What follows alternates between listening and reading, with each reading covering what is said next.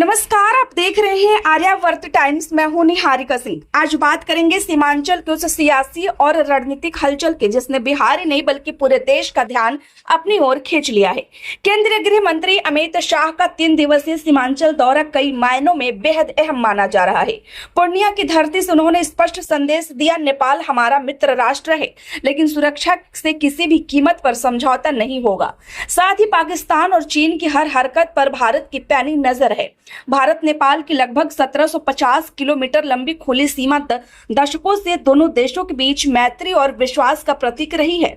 बिहार के सीमावर्ती जिलों किशनगंज, अररिया, सुपौल, मधुबनी और पश्चिम चंपारण से होकर यह सीमा गुजरती है।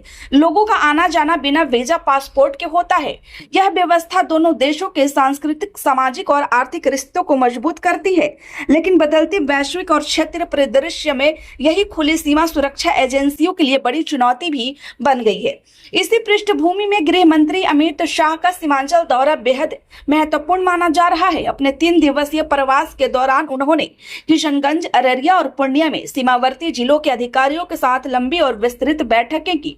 इन बैठकों में सशस्त्र सीमा बल यानी एसएसबी, सीमा सुरक्षा बल यानी बीएसएफ और खुफिया एजेंसियों के वरिष्ठ अधिकारी भी शामिल रहे। बैठक का मुख्य एजेंडा था भारत नेपाल सीमा की मौजूदा स्थिति, घुसपैठ की आशंकाएं, अतिक्रमण और सुरक्षा व्यवस्था को और मजबूत कैसे किया जाए।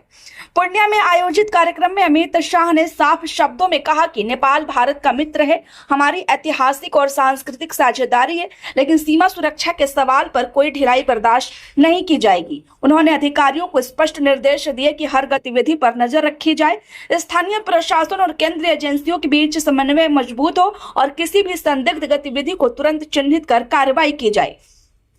उन्होंने विशेष रूप से इस बात पर चिंता जताई कि खुली सीमा का दुरुपयोग चीन और पाकिस्तान जैसे देश भारत विरोधी गतिविधियों के लिए कर सकते हैं।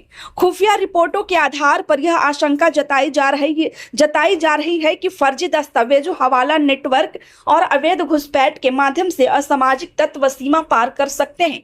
गृह मंत्री ने कहा कि भारत की सुरक्षा एजेंसियां इन चुनौतियों से निपटने के लिए पूरी तरह सक्षम है, लेकिन सतर्कता और जवाबदेही में कोई कमी नहीं होनी चाहिए। अमित शाह ने यह भी स्वीकार किया कि कुछ इलाकों में सीमा प्रबंधन उतना सख्त नहीं रहा जितना होना चाहिए था। परिणाम स्वरूप कई स्थानों पर अतिक्रमण की शिकायतें सामने आई हैं। कुछ जगहों पर नो मेंस लैंड तक प्रभावित हुआ है, जो कि बेहद गंभीर विषय है। उन्होंने अधिकारियों को निर्देश दिया कि सीमांकन से जुड़े सभी मामलों की समीक्षा की जाए और जहां भी अतिक्रमण हुआ है वहां कानूनी और प्रशासनिक कार्रवाई तेज की जाए। गृह मंत्री ने यह भी कहा कि केंद्र सरकार प्रधानमंत्री नरेंद्र मोदी के नेतृत्व में सीमा सुरक्षा को सर्वोच्च प्राथमिकता दे रही है। आधुनिक तकनीक जैसे drone surveillance, CCTV network, smart fencing और डिजिटल मॉनिटरिंग को तेजी से लागू किया जा रहा है। सीमावर्ती क्षेत्रों में सड़क संचार और सुरक्षा ढांचे को मजबूत किया जा रहा है ताकि जरूरत पड़ने पर तुरंत प्रतिक्रिया दी जाए। इस दौरे को राजनीतिक नजरिए से भी अहम माना जा रहा है। सीमांचल क्षेत्र लंबे समय से संवेदनशील माना जाता है।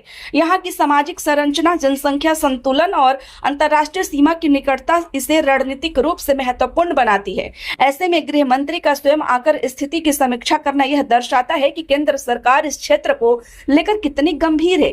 अपने संबोधन में अमित शाह ने यह भी कहा कि भारत नेपाल और भारत बांग्लादेश का संबंध मजबूत है और आगे भी सहयोग की भावना बनी रहेगी, लेकिन मित्रता का मतलब यह नहीं कि सुरक्षा से समझौता किया जाए।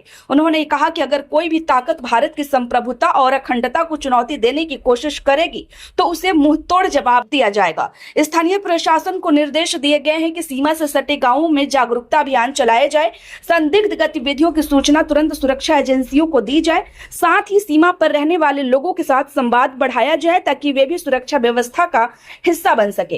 कुल मिलाकर अमित शाह का यह सीमांचल दौरा केवल एक प्रशासनिक समीक्षा नहीं था, बल्कि एक स्पष्ट रणनीतिक संदेश भी था।